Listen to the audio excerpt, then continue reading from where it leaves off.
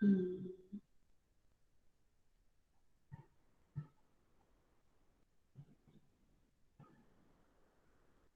Yes. So this is actually from Pindak and Rubenfeld. But before that, I just want to add a new slide just to introduce the concept of consumer surplus and producer surplus. Uh, I think if I am drawing with you, then it will be easy for you to understand. This is, I think it is visible to all of you. The screen is visible now.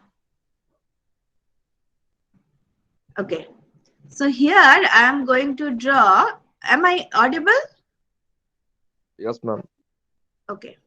So here I am going to draw one demand curve and one supply curve. Simple. And then from the intersection of the demand curve and supply curve, you have the area equilibrium price. Okay. Let me write the name here. Just a minute. Okay.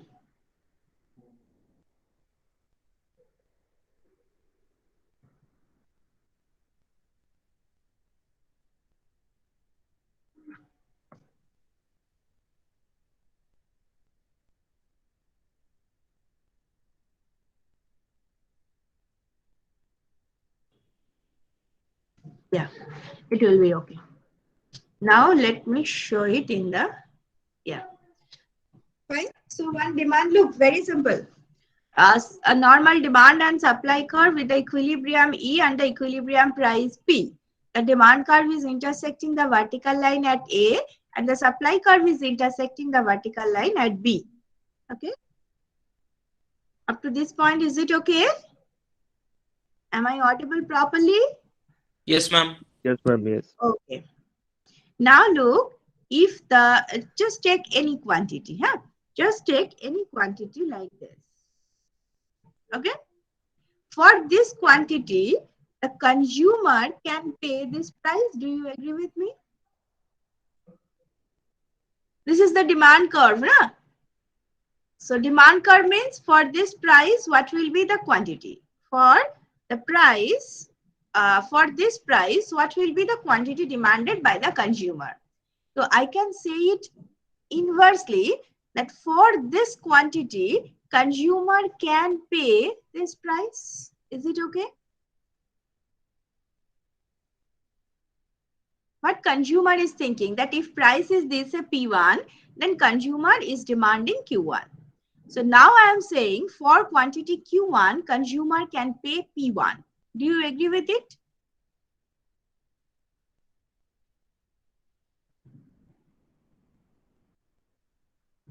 Ma'am, can you No. repeat, please? Yes. I am saying, say this is the price. Can you see that red line?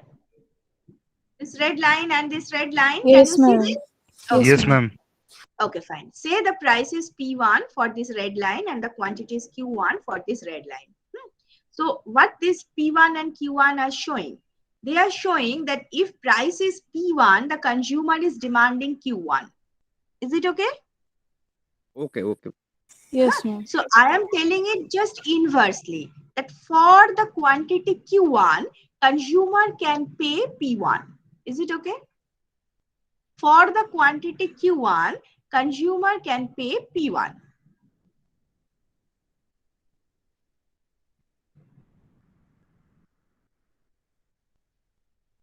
Not okay?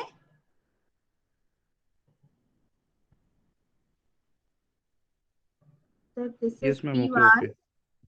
okay, and this is Q1.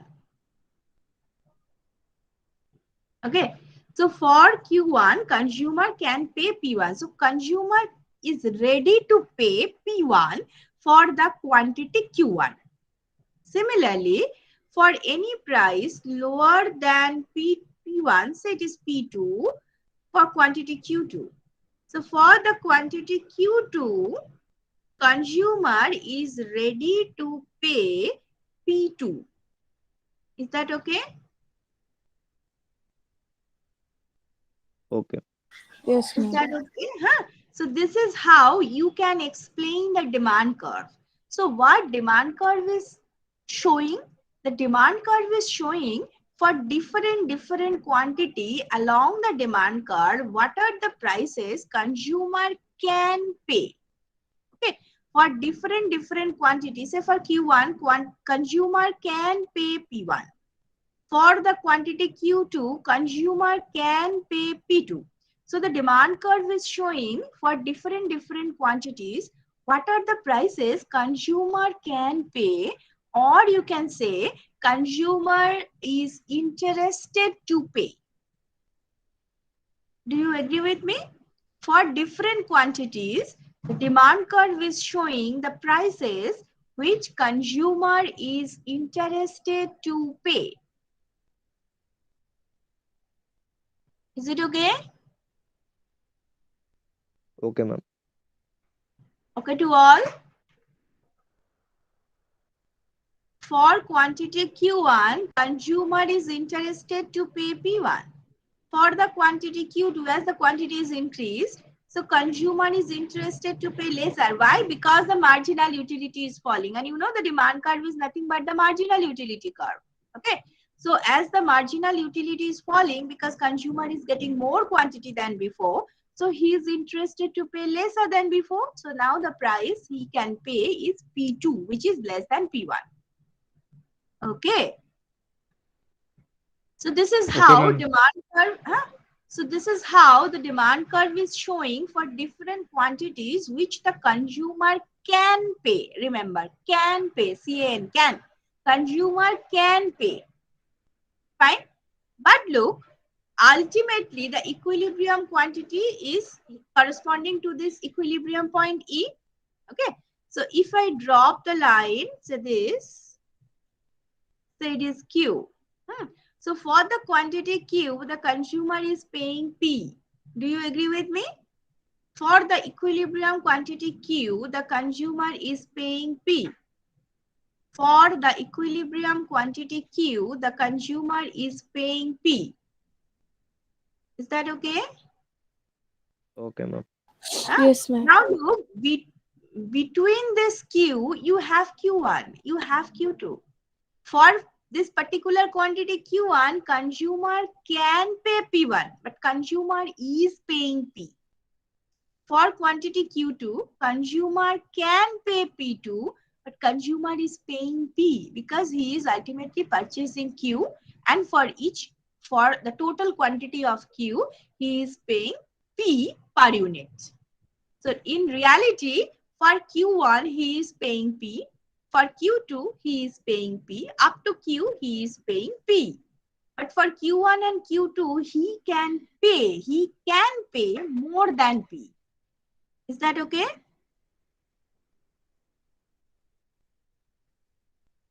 Ultimately, look, when the price is charged, say Q is 10. Say equilibrium quantity is 10. And the price is, say, 7. Okay. Say this price P is 7 and say this quantity is 10. So what is the total expenditure for the equilibrium quantity by the consumer? Can you tell me? What is the total expenditure by the consumer for equilibrium quantity 10 when the price, that is P, is equal to 7? What is the total expenditure by the consumer to purchase equilibrium quantity? What is the 70. 7. 70, right? 7 70. into 10. Right, 7 into 10. Now within this 10, you have Q1. Q1 is below that 10. For Q1, you are interested to pay P1, but actually you are paying 7. For Q2, you are interested to P2, which is more than 7, but you are actually paying 7. Okay, so ultimately you are paying lesser than you can pay. You are paying lesser than you are willing to pay. You are paying lesser than you are interested to pay. Is it okay? For any quantity less than Q. For Q, it is same. For Q, there is no difference. Okay. For Q, there is no difference. For Q, what you are interested to pay, you are paying it. But below Q, for any quantity below Q, you are interested to pay more. Up to this point, is it okay for all?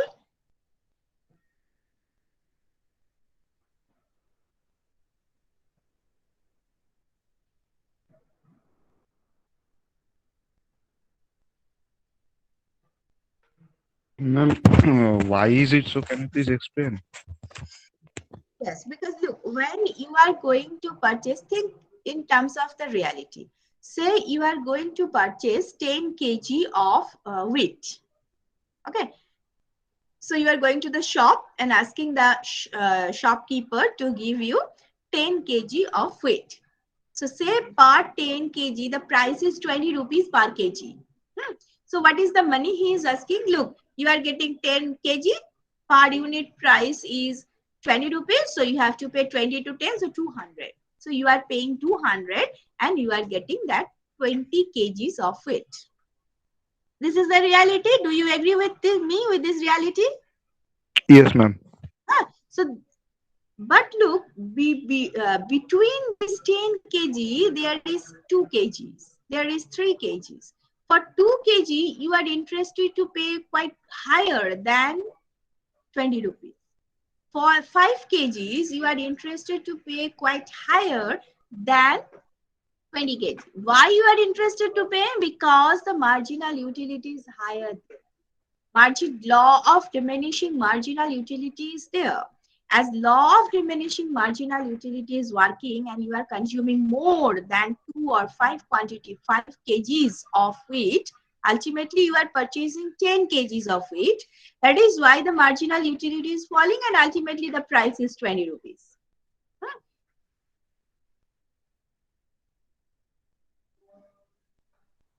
Is it okay? Yes, ma'am.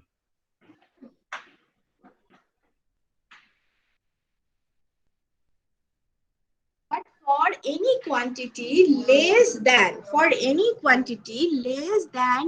kgs of wheat, your marginal utility is higher than 20 rupees.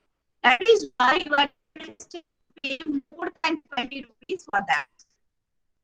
That is the reason that P1 and P2 is greater than P. Because you are paying according to your marginal utility. Right? You are not making any charity.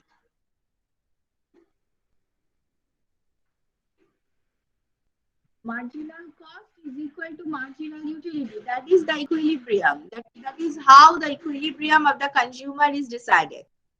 And as your quantity is lower, your marginal utility is higher. So that is why you are paying higher price. As you are consuming more and more, the marginal utility is falling. So you are paying lesser and lesser price. Ultimately, the equilibrium point is arrived. For quantity Q, your marginal utility and the price is P. So you are paying P for the Q. So that means the total Q. But within Q, there are some other quantities which is lesser than Q, like Q1 and Q2. If you are going to consume only Q1, then the marginal utility is quite high than P. So it is P1, so you are paying P1 for it. Similarly, for Q2, you are interested to pay P2 for it. Okay, but the seller is asking you to pay only P. Up to this point, is it okay? What is the reality? Is it okay?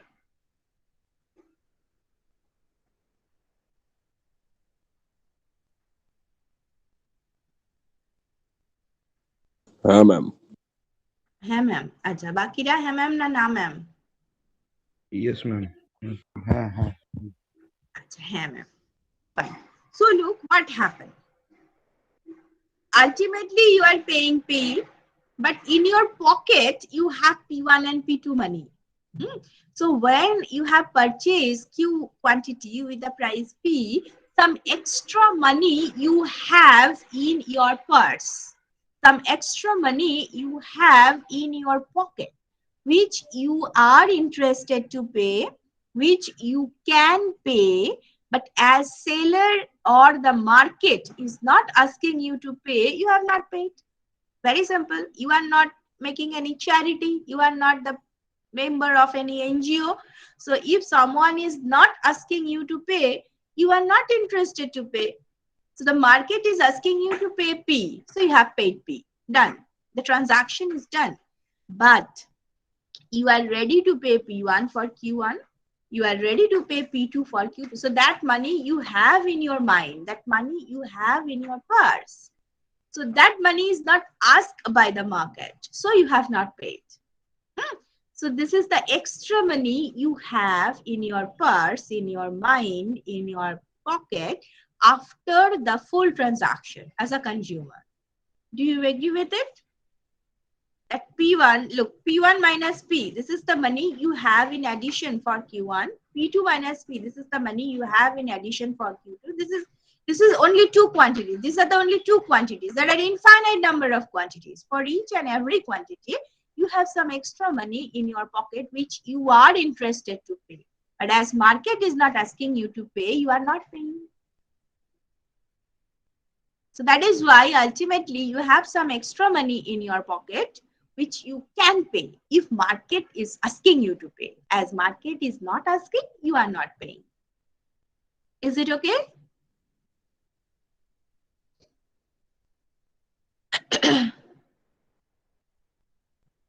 Yes, ma'am.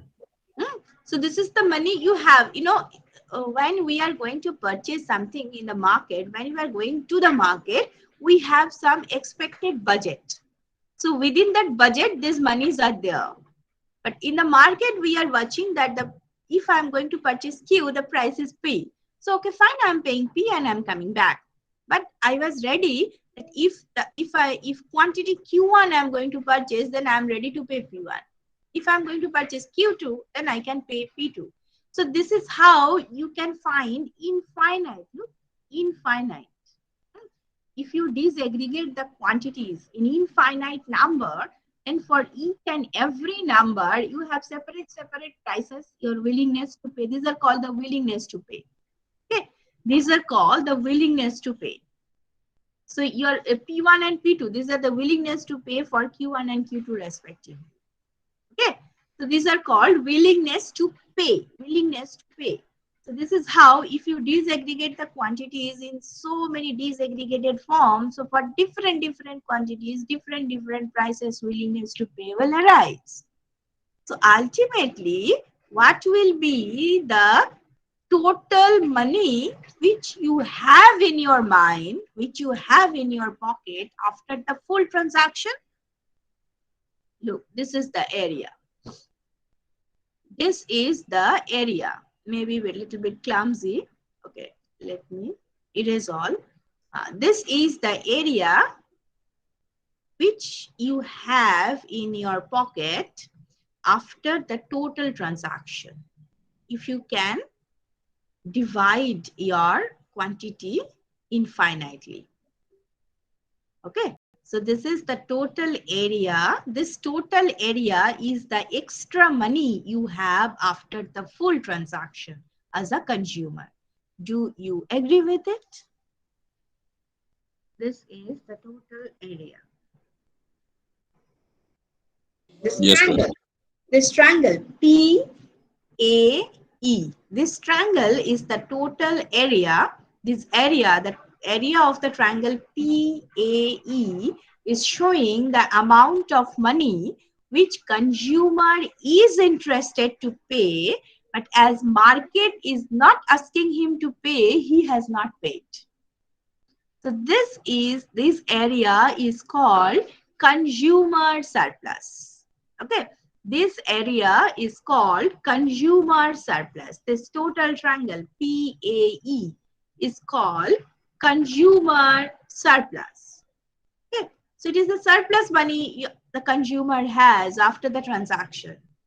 If somehow market or the seller is asking him to pay P1 for Q1, he can pay. If somehow the market or the seller is asking the consumer to pay P2 for Q2, he can pay. But as he is not asking, ultimately he is asking only P for any quantity less than Q, within which Q1 and Q2s are there. So this money is left with the consumer. Okay, so this total triangle is actually called the consumer surplus. So how to measure the consumer surplus? Very simple. It is below the demand curve, above the equilibrium price. Remember, it is below the demand curve, above the equilibrium price. The area below the demand curve, above the equilibrium price is called consumer surplus. Okay. Can you repeat this part? Yes. The area below the demand curve, above the equilibrium price. Below the demand curve, above the equilibrium price is called consumer surplus. Okay. The area below the demand curve, above the equilibrium price is called consumer surplus. Okay. Why it is consumer surplus? First of all, as it is corresponding to the consumer, so consumer. And why it is surplus? Because if somehow you are asking higher price than P to the consumer for any quantity lesser than Q, and it is according to his willingness to pay, he will pay. And this is what done in case of monopoly, in case of discriminating monopoly. We will discuss it. When we will discuss in the next semester about the monopoly power, in this class we only discussed about the perfect competition. The quite opposite of the perfect competition is monopoly, which is just in next sem. So there we will see that somehow producer has this power to ask different prices for different quantities sold. And if he can, consumer is paying because he is interested, his willingness is quite high compared to actual payment. Okay, so somehow they can understand, seller can understand that willingness to pay is higher, so he is charging accordingly. He has control over the market, so he is charging accordingly and he is getting more profit, and the consumer surplus is reduced in this way. Okay, so that we will discuss in the next class. So this is consumer surplus anyway. Consumer surplus is area below the demand curve, above the equilibrium price. Okay. Any doubt with consumer surplus?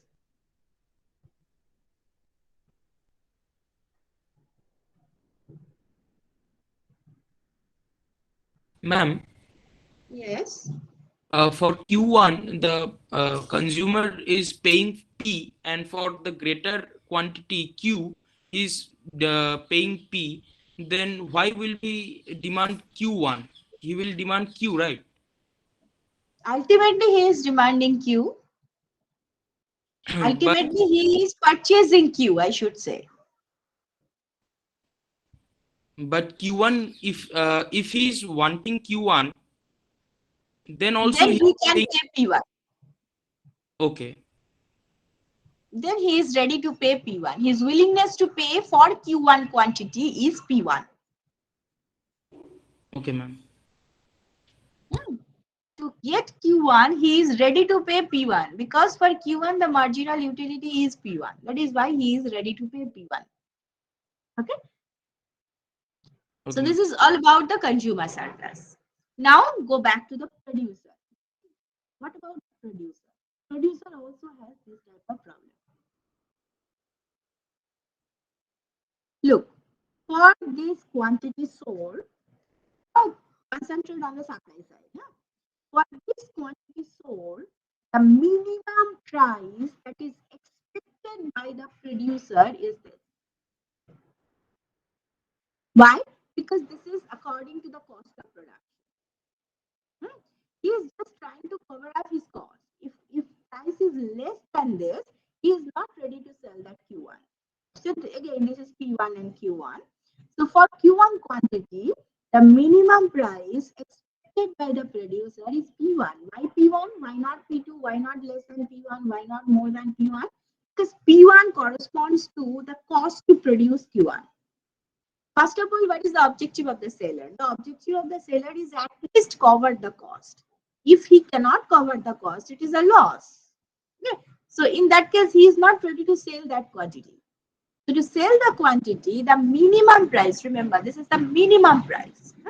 That means just to cover the cost, the minimum price the producer is expecting is P1. Is it okay?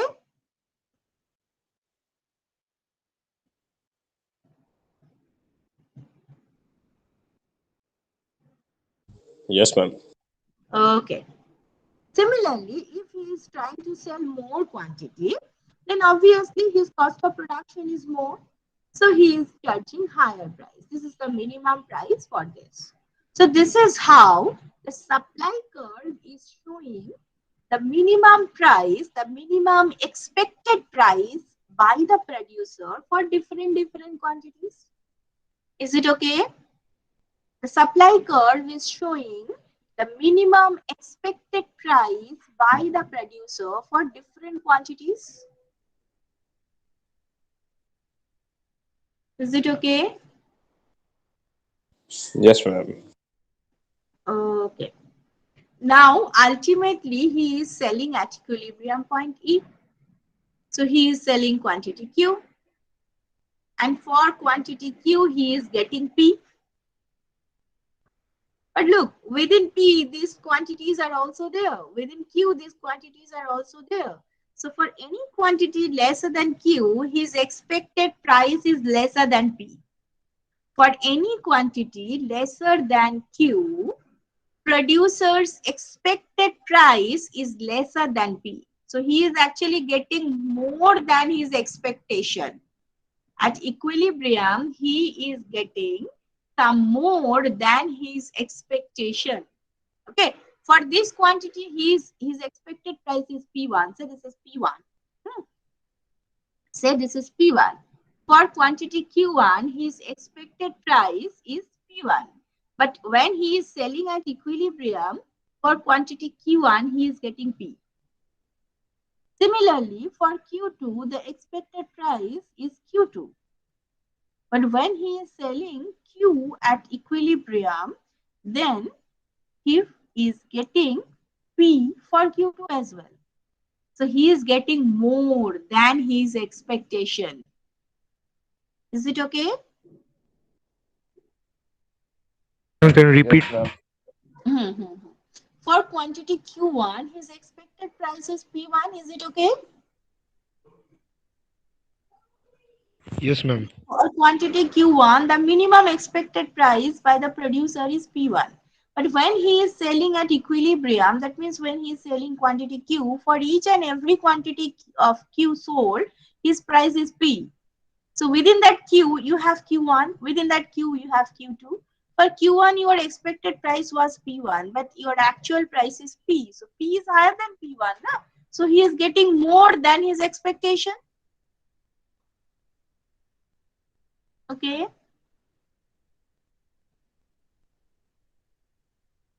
For Q1. For Q1.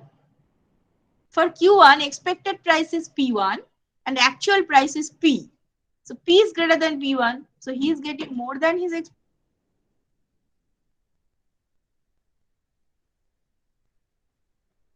Yes, ma'am. Similarly for Q2. And similarly for Q3, Q4, Q4, anything lesser than Q. For any quantity lesser than Q, this is happening with the producer. Right. For any quantity lesser than Q, he is getting more than his expectation. For any quantity Yes, ma'am. lesser than Q, he is getting more than his expectation. So he is also getting the benefit. So what is the benefit?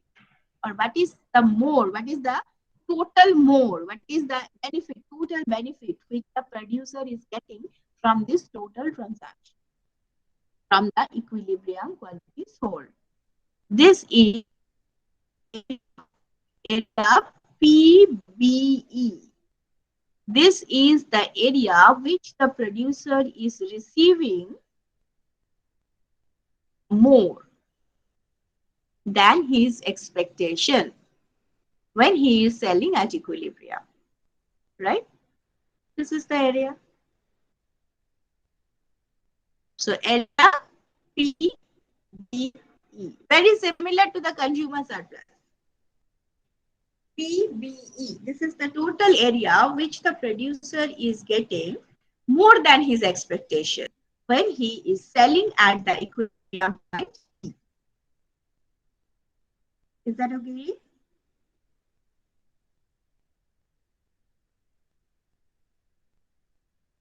Yes, ma'am. Anyone, any problem? Feel free and ask.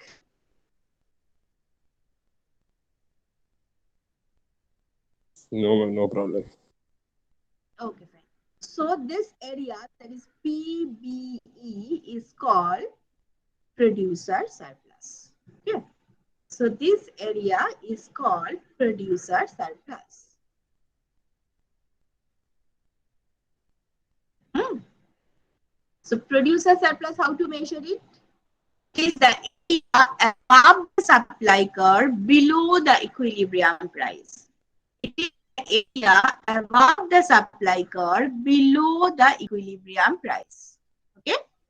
Producer surplus is the area above the supply curve below the equilibrium price.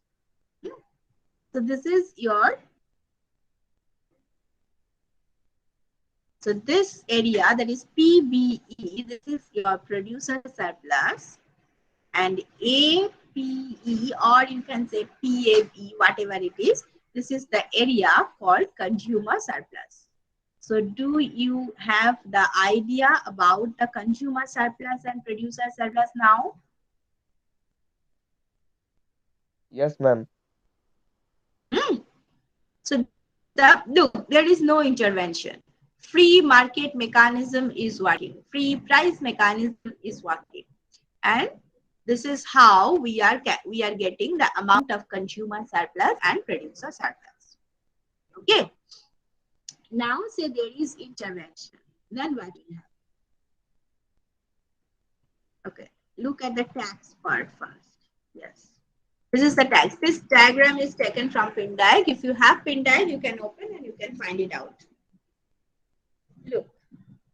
Here we are going to see the change of consumer and producer surplus because of intervention.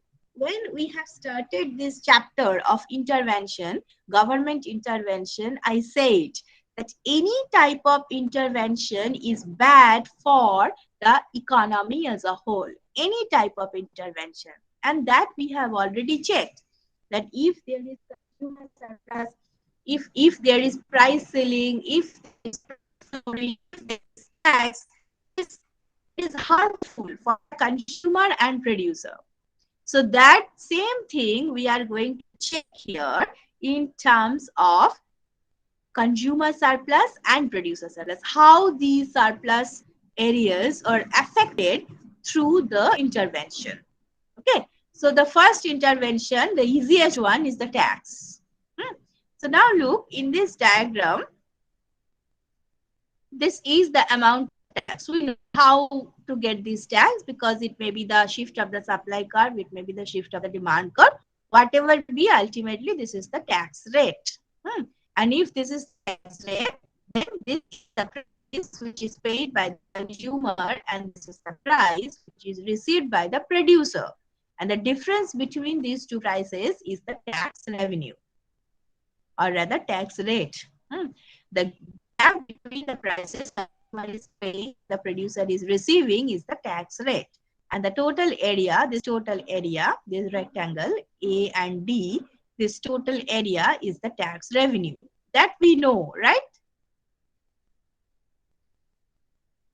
You know that?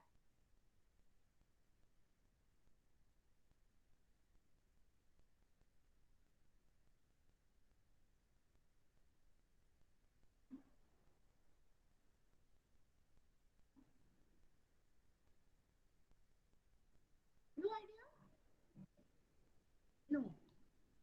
This is the, no, if this is the supply curve, look, if this is the supply curve, if the tax is imposed, so your supply curve may shift inward like this.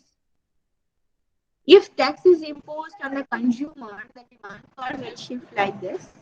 So ultimately, the tax rate, the burden is distributed equally among two individuals. Do you know that? Discussed it in class. Can you remember? That ultimately is the tax rate. No sound is coming out. Why? Because I have discussed it.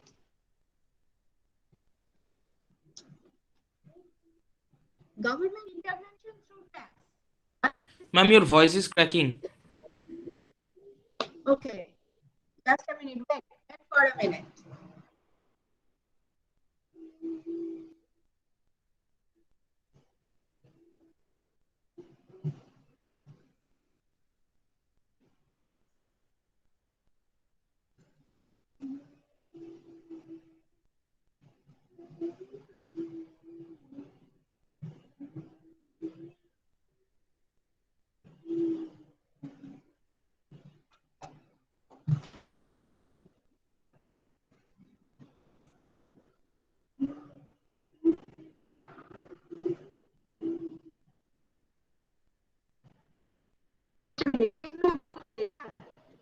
Let me check with.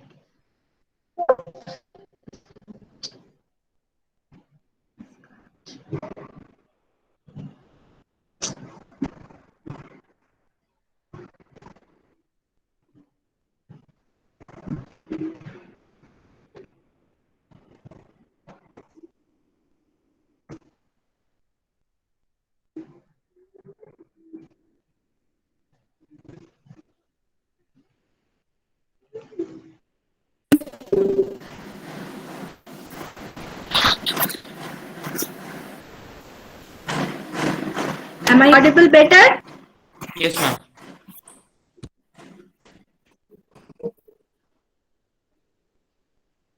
Okay, I'm asking that the intervention of government through tax, have I discussed it in the class? Yes, ma'am. Okay. So in that case, this diagram is also known to you? Yes, ma'am. Okay. Look, the tax rate is here. Tax rate is here. And the highest price, this is the price paid by the consumer, and the lowest one is the price received by the producer. The gap is the tax rate, and the rectangle is the total tax revenue, A and D. This total area is the tax revenue to the government. Is it okay to you? A and D, this is the total tax revenue to the government. Okay, fine. Now look, before the tax, the price was P star. Okay. Before the tax, this is the equilibrium price P star. So this is the price which was paid by the consumer, and this is the price which was received by the producer. Now, after the tax, the price for the consumer is this, right? Now, after the tax, the price for the consumer is this. So, what is the change of consumer surplus? Look, these are the areas demarcated as A, B, C, D. Okay. A is this rectangle, B is this triangle, C is this triangle, and D is this rectangle again. So can you tell me what is the change of consumer surplus because of tax intervention? Change is denoted by del and consumer surplus, CS. Can you tell me the area, the change of consumer surplus? Initially, the consumer was paying P star. Now Ma'am, the the consumer area, is ma'am, the paying. shaded portion. Yes. Ma'am, the shaded portion is the reduction in total surplus in the market. And now just tell me the name of the areas so that I can write. Ma'am, that P2 to P3. A and C, B and C. No. B is okay, but C is no. Look, initially the price was P. Ma'am, that only A and B. No, A and B. Look, initially the consumer surplus was this total area. Okay, let me use the pointer. The consumer surplus was this area below above this total area, that was the consumer surplus. Now the consumer surplus is this. Look at the price, look at my pointer.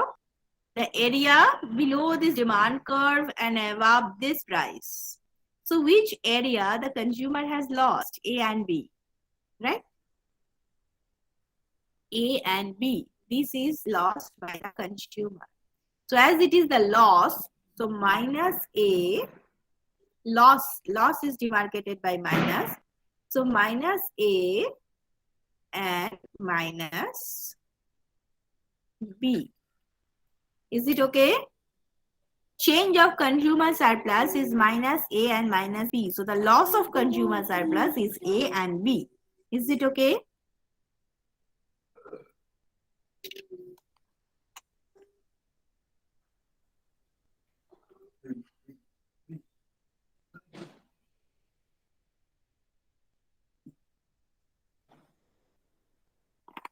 Is there any doubt? Is there any doubt? No, ma'am. So loss is okay, na? Consumer is the loser in that case. Okay. If it is okay, let's tell me what is the change of producer surplus? Change of producer surplus. Can you tell me? Remember Ma'am, the producer D and C. surplus.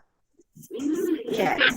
Producer surplus is area below the price above the supply curve. Initially the price was P star, now the price is P.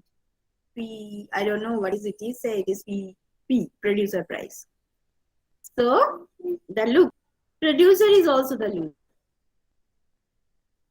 D and C. This is the loss of the producer. Okay. So consumer is giving something, producer is something, something. Government. Government revenue is there. Government tax revenue is there. So what is the government revenue?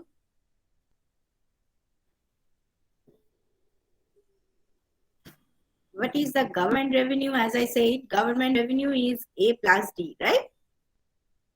Tax revenue. This is A and D. Is it okay? Yes, ma'am. Now, look, so many things have happened. Consumer surplus has changed, producer surplus has changed, government revenue is coming. So the change of welfare. Change of welfare. The welfare is actually measured by the area of consumer and producer surplus. Okay. So welfare is actually the welfare, the social welfare is equal to, without intervention, definitely, consumer surplus plus producer surplus. This is how the welfare is measured. Consumer surplus plus producer surplus without intervention.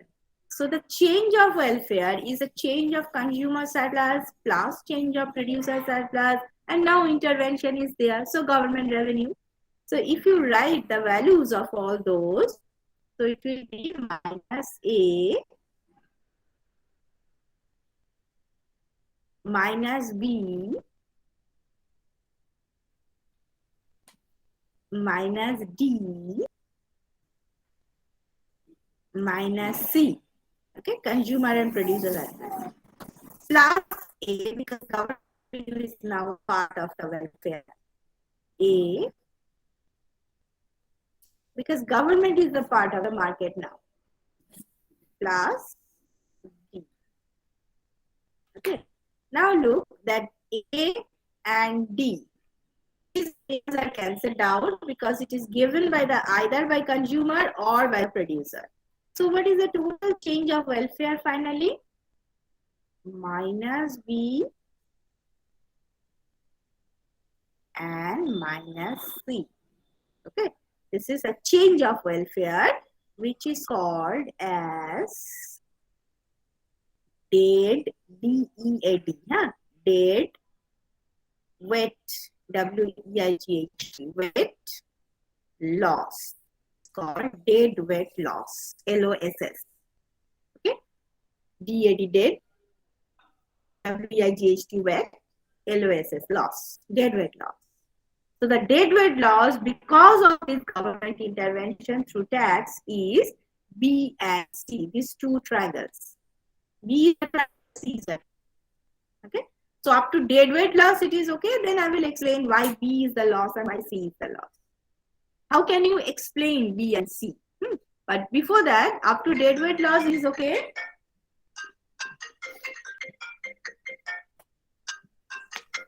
Is it okay? Tell me.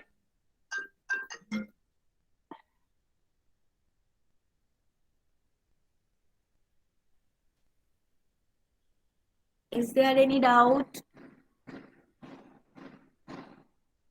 No, ma'am. It's okay. Okay.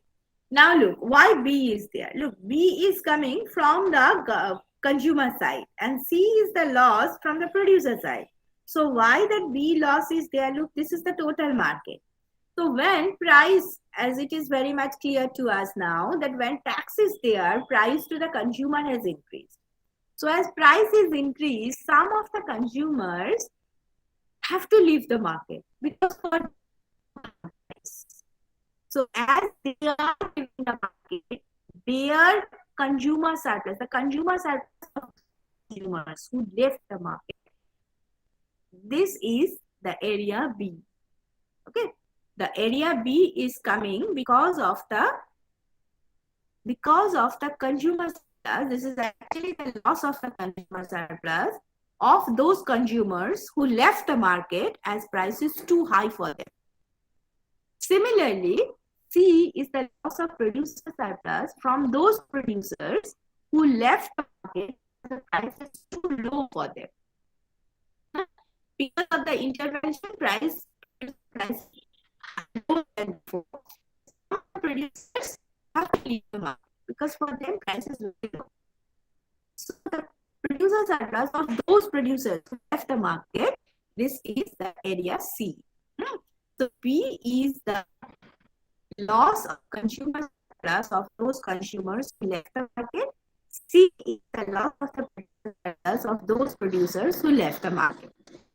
Okay, so that is why you can explain the triangle B and C. That is why B and C is the loss. So the diagram is okay, it's deadweight loss, but how can you intuitively explain it? Intuitive explanation is this. Okay, so you must have is it okay to you?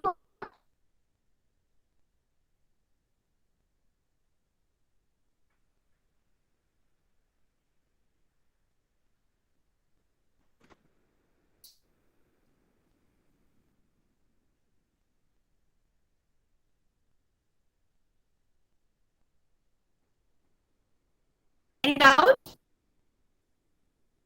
No, ma'am. This is one thing. Minimum price. This is the effective minimum price. Now, if it is effective minimum price, there are two things I just want to talk with you. No. Okay, minimum price. Forget only this one. Minimum price. If it is effective minimum price, it should be above the equilibrium price and says P min. This diagram is also from Indak and Rubenfeld. Now look. Before now, P mean is the price both to the consumer and to the producer. Okay, because everyone has to pay P min. Everyone has to accept P min. P naught is not the existing price now. Now to the consumer, price is higher than before. So for the consumers, change of consumer surplus is A and B. Okay, just like before. Like the change of consumer surplus here is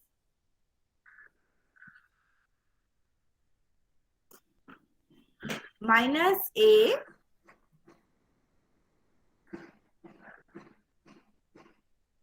minus B. Do you agree with it? Yes, ma'am.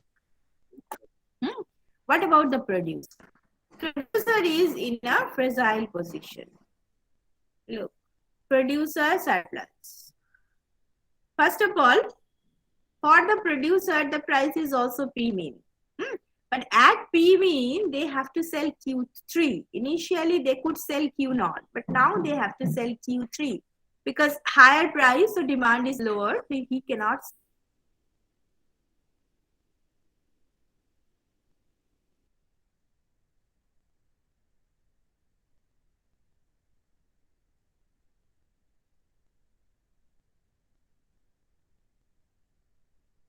cannot sell Q2, he has to sell Q3. Okay, so initially he was selling Q0, now he is selling Q3. So the loss in terms of quantity for the producer is minus C. Okay, minus C. So this loss is there. Is it okay? That loss C is there. Another loss is also there that I'm going to explain. But up to C, is it okay? Can you explain again? Yes. Initially, the producer was selling Q0. Now the producer is selling Q3. Is it okay to you? Yes, ma'am. So as he is selling lesser quantity, so C is the loss. Initially, C was there. But now C is not under the producer surplus heading. So C is the loss. Area below the price, above the supply curve. Okay, ma'am. Okay. Area below the price, above the supply curve according to the quantity. Now, as the quantity is restricted to Q3, so C was there, but C is not there. So C is the loss. And what else? So this is the loss of the producer surplus. And one more thing, if the price is P mean, he can sell Q2. And he cannot sell Q2 now because the demand is lesser. So that is why the total loss of the producer is this area. Look, this area is the total loss of the producer. He can sell it, but he cannot, as the demand is not up to this point. So this total area is that this is called D actually. Okay. So this is the total loss. So look, what is the loss? A and B, this is the loss of the consumer. C is the loss. B and C again loss of the producer, including D. So look at the huge loss that producer is suffering because of the minimum price. Okay. And welfare change, it is the net loss. Minus A, minus B, minus C, and minus D. No one is gaining.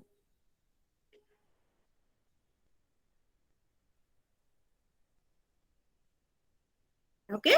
So this is the welfare loss. Deadweight loss is minus A, minus B, minus C, and minus D. Okay. So this area is the deadweight loss. This total is the deadweight loss. Okay.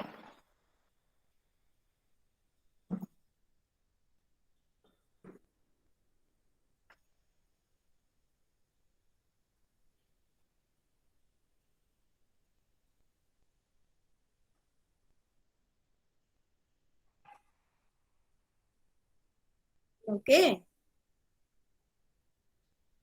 Is it okay?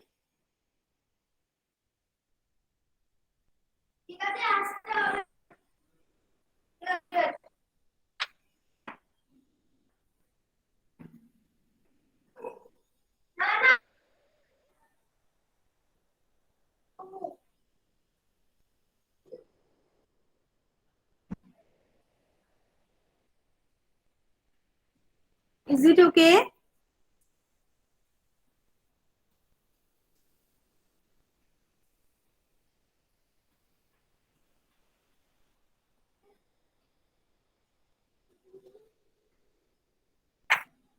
Yes, ma'am.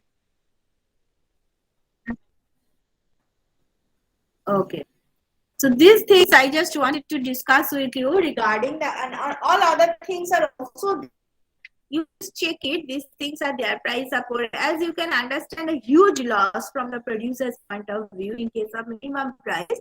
Sometimes government is coming to give the price support. That the additional, you know, this is the this huge D is coming because of plus profit. So that if that surplus is purchased by the government, then a part of this loss can be covered by a government intervention. And this is called price support. In that case, obviously, loss is always there. Okay. From the consumer's point of view, from the producer's point of view, there will be always loss for any type of intervention. But through price support program, by procuring the additional quantity from the seller, government can reduce this loss that much. But in that case, government revenue expenditure will be very high. So this is price support, production quotas, and these things are there. So anyway, this is all about consumer surplus and producer surplus. Any doubt?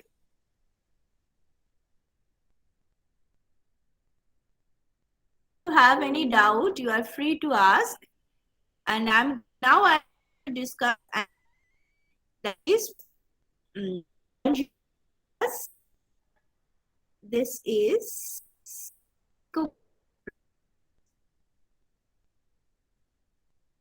I'm sorry, I could in the where I discuss.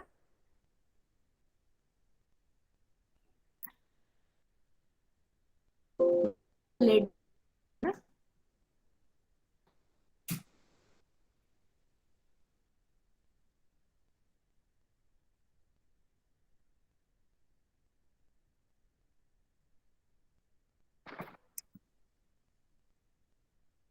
do you have any idea about the lexicographic preference?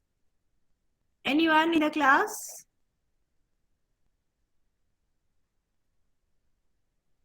Do you have any idea about the lexicographic preference? What is the shape of? Ma'am, that there will Yes. be no substitute for the consumers for the X and Y commodities. That one. Then what will be the shape of the indifference curve? That is the normal question. If any such preference will be there, Constant slope, man, upward sloping. no, that is the Straight beauty. line, like No, Ma'am, that will be in parallel. Ma'am, there will be no difference curve. yes, no curve is there. No curve is there. That is the beauty of this shape. Let me show you.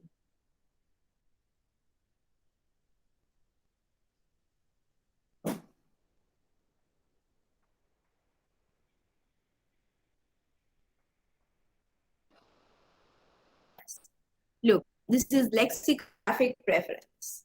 Two commodities we are measuring along the axis. We are just trying to draw one indifference curve.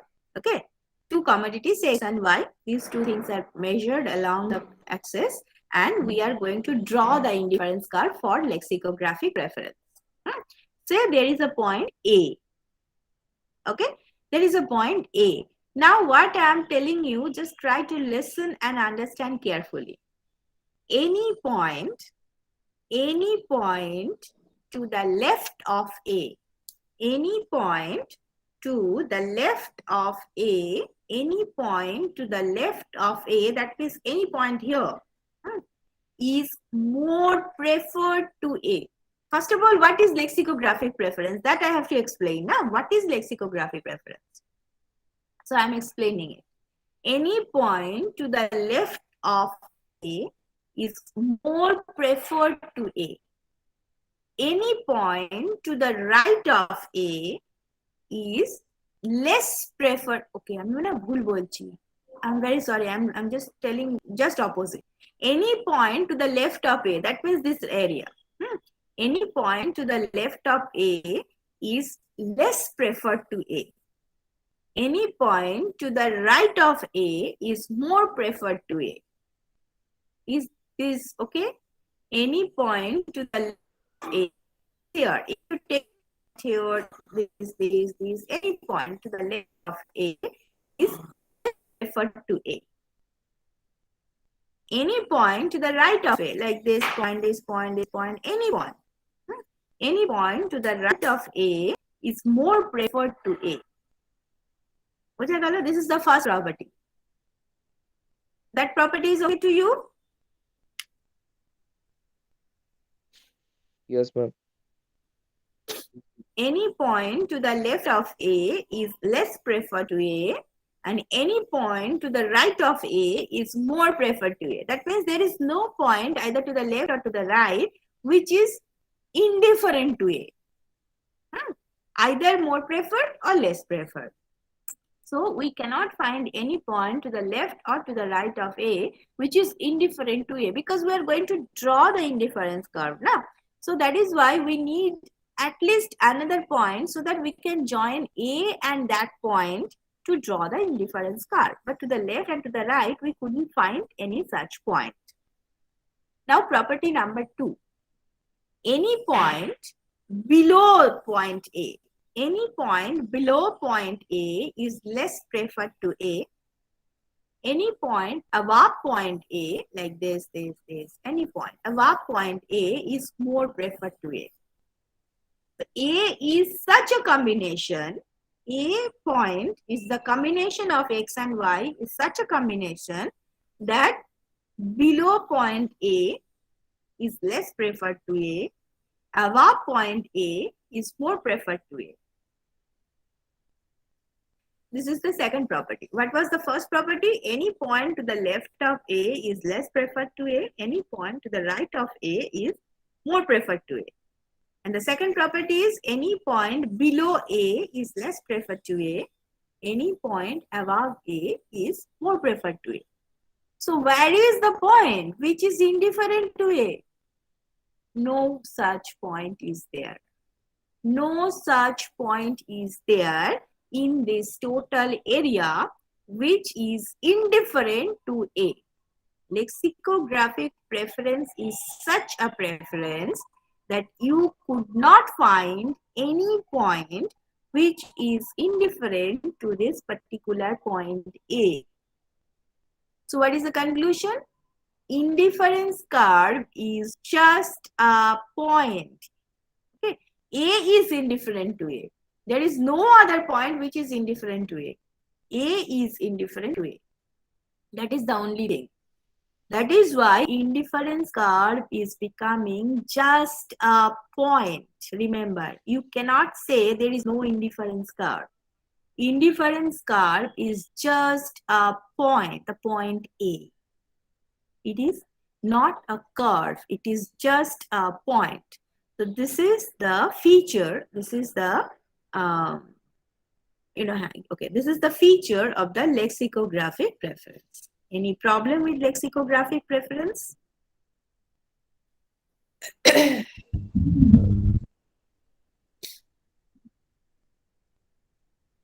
Hello.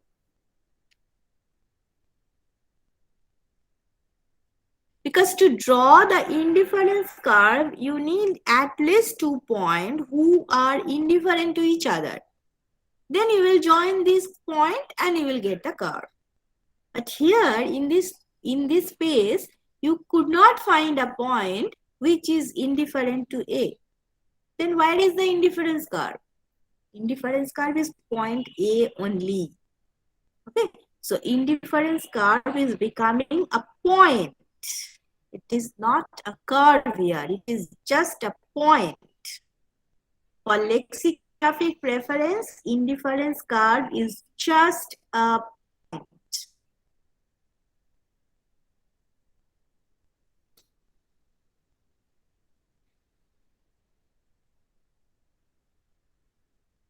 Any doubt with lexicographic preference?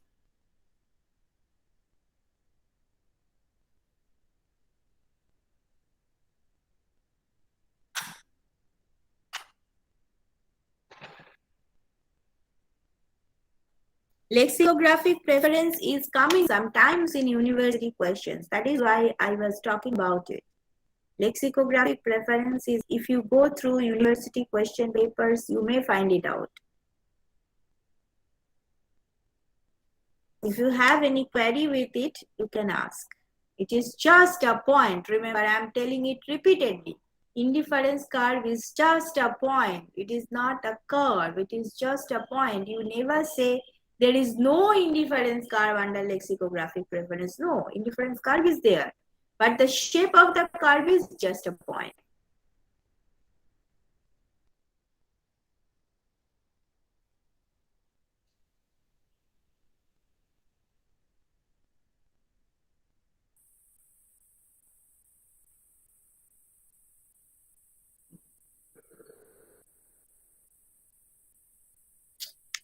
Any doubt with it?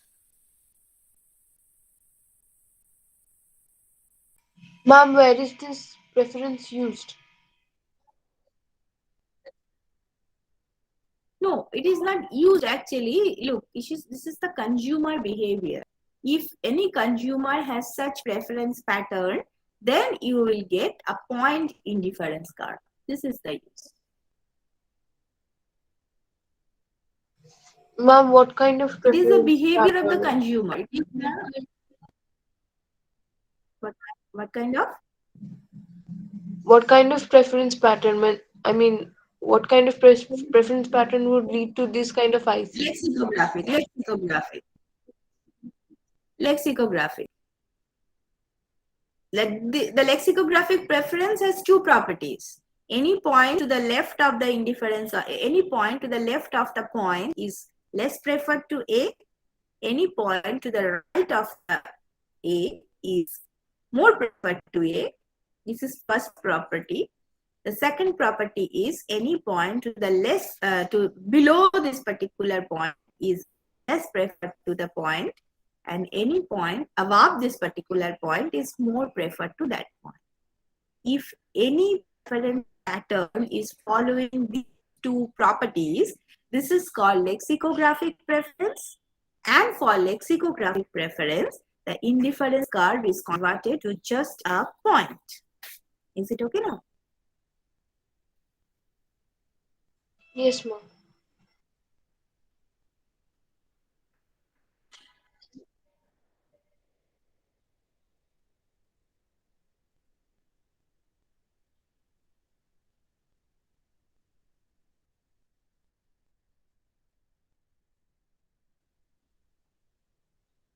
Okay.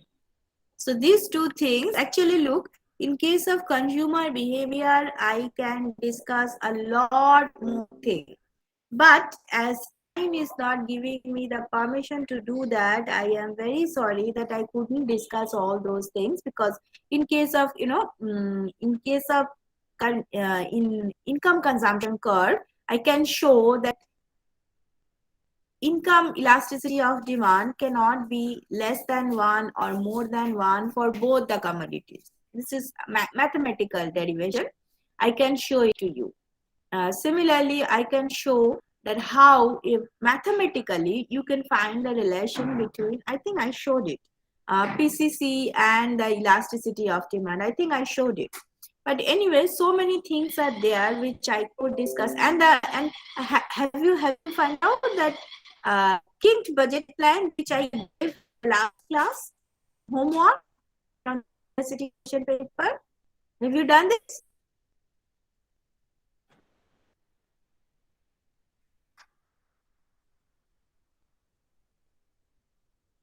Okay, you have done.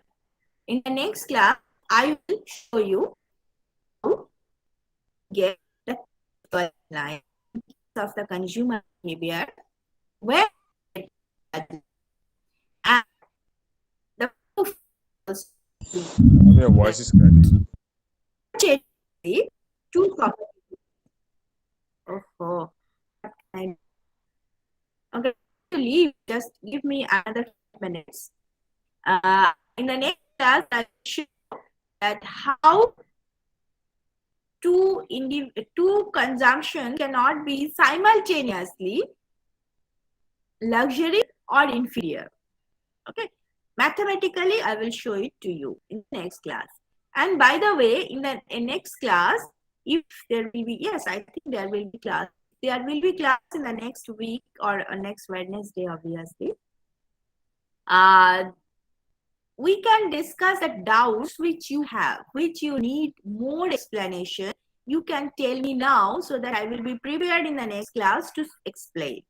If you have in particular such topic where you need more explanation, further discussion like that, you can tell me now, and that I will discuss in the next class. Do you have any? Ma'am stability of equilibrium পার্টটা ma'am আরেকবার discuss করতে পারবেন ওটা?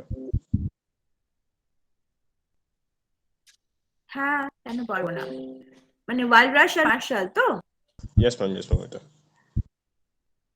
Excuse me, ma'am. Okay, আমি পরের দিনকে করে দেবো ওটা। Yes. Ma'am, have we done black market part? Hello. Yes, ma'am. Have we done the black market Yes. part? Yes, we have done. Where we show the shortage due to the minimum price and all. Not that minimum price, it is the price ceiling. Through the price ceiling, there is a excess demand and that creates a black market. I discussed it.